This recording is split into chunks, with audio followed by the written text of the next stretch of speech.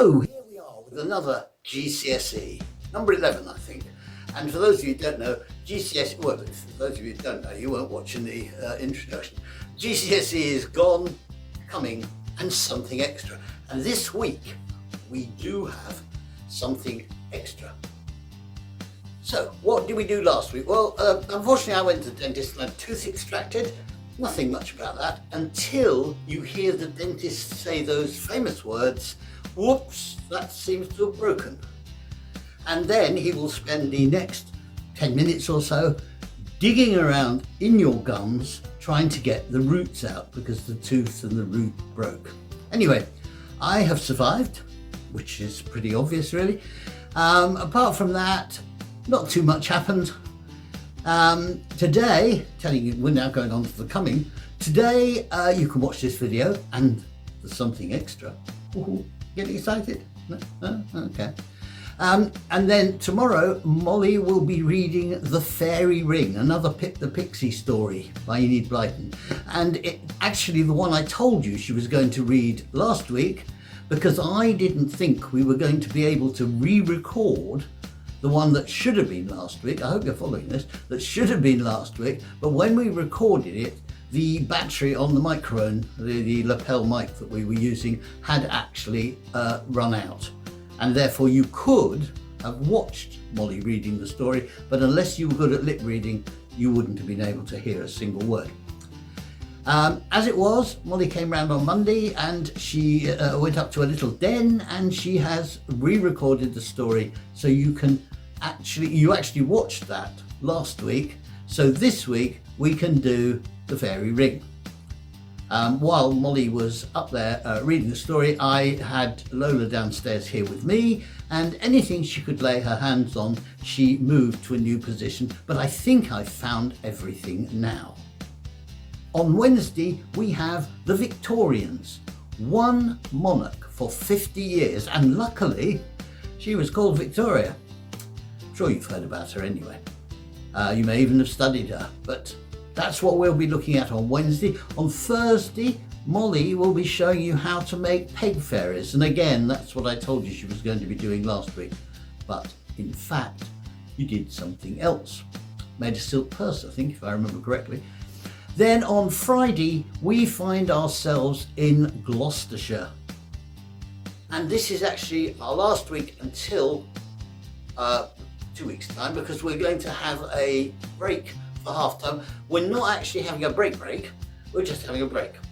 So we will be putting up 5 different videos next week on Monday, Tuesday, Wednesday, Thursday, Friday, but they won't be connected to the ones that we've been doing at the moment. So there won't be a story, a making a history, have a go, or a journey through the counties of England. So even more, are you beginning to get excited now? Just a little? Okay. Right, well, here we go. Now for something completely different. Now, your parents, if they're sitting around watching this, may say, oh, he's borrowed that phrase from Monty Python. No, I haven't. That phrase was first used on television by a man called Christopher Trace. Now, he was one of the very first, I don't know why I said that twice, I've said it 3 times now, he was one of the very first presenters on a program that is still going on, which you've probably heard of, you may even watch, called Blue Peter. Yep, Blue Peter, and this is a bit coincidentally weird, Blue Peter started, very first edition, on the 16th of October 1958. Yes, 1958. 67 years ago, and it's still going. Now, I was actually 9 at the time, and weirdly, 67 years later, I'm still going. So it's good news, I think, all round. Christopher Trace, used to say on the program quite often, and now for something completely different, when they went to a different strand within Blue Peter. He also coined the phrase, and here's one I made earlier, which I think most Blue Peter presenters have used since then. And maybe we've used, I don't know if Molly's ever used it when she's been doing her making with Molly, but there we are. But just another little interesting fact about that very first Blue Peter. One of the cameramen, and in those days they had cameramen, these days they've probably got a robot controlled camera that wanders around the studio and gives you the pictures, but in those days they had cameramen, and one of them was a guy called Michael Bond. Does it ring a bell? No? Okay. Well, Michael Bond then went off and wrote all the Paddington Bear stories. Now you know who he is, don't you? Yes. So, and now for something completely different. What we're going to do is a little video that Molly made 3 years ago when she was running her forest school. Oh, I've known her 3 years. Oh, how have I survived? Joke. And it's to do with Diwali, which is a mainly Indian festival called Festival of Lights. And it's celebrated by various religions that are in the Indian subcontinent. And you're going to have a look at that video now. And Molly also, actually, you're getting a bonus making with Molly this week. She's also going to show you how you could make a Diwali lantern. Good luck. Let's now go to a 3 years younger Molly.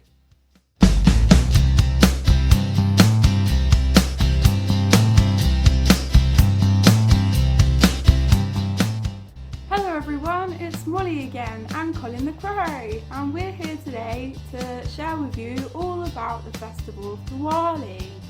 Now, at Forest School we like to celebrate all kinds of different festivals from across the whole world, and I wonder if you've heard of Diwali before. Diwali originates from India, and it is a really important religious festival to those that are Hindus or Sikhs and some other religions. Colin says that the date for the Diwali festival changes every year depending on the position of the moon. So it usually happens when there is a new moon. That means that the Earth's shadow has completely covered the moon, stopping any of the sun reaching it, so it's all dark and you can barely see it in the sky. And that's perfect for Diwali because of all the fireworks that happens during the festival and all the lights that are lit. You'll be able to see them the most when it's the darkest. Diwali this year is celebrated on Monday the 24th of October, and it usually lasts around 5 days, sometimes even longer. The word Diwali comes from an ancient language in India called Sanskrit, and it means row of lights. During the festival, many people decorate their homes with lots of lights, and this is because they worship the Hindu goddess of wealth, Lakshmi. But wealth doesn't just mean money. Wealth means having an abundance of something. So that could be an abundance of love, or abundance of happiness, or having lots of good luck, or having lots of friends and family. The lights are thought to help the goddess find her way into people's homes, bringing along all good things with her. Some people see it as bringing in good energy, or the defeat of good over bad, or protection from evil spirits. But Diwali isn't just about lights, it's about spending time with family and friends. And often people will exchange gifts and sweets, and they'll have a huge feast together, watch firework displays and wear new clothes. A fun fact is that here in the UK in Leicester, they host the biggest Diwali festival found outside of India. And here people will gather in the streets where there's lots of lights and fun things to do, and they may dance together, whilst listening to music or live bands, watch fireworks, have sparklers and eat lots of sweets. If you'd like to join in with the Diwali festival, then at home you can make yourself your very own candle holder. And all you need for this is a glass jar, some leaves, some glue, and a little tea light candle. So here I have a glass jar. This is a marmalade jar, so you can hopefully use a jar at home, recycle. So with your jar, you need to get your PVA glue and a paintbrush, and you want to paint on some glue onto the jar first. And once that's covered in glue, you then get some leaves and stick your leaves to the jar. Really easy thing to do. I've gone for some bright red leaves and bright yellow leaves because as the candle light shows through, it'll have lovely warm colours showing.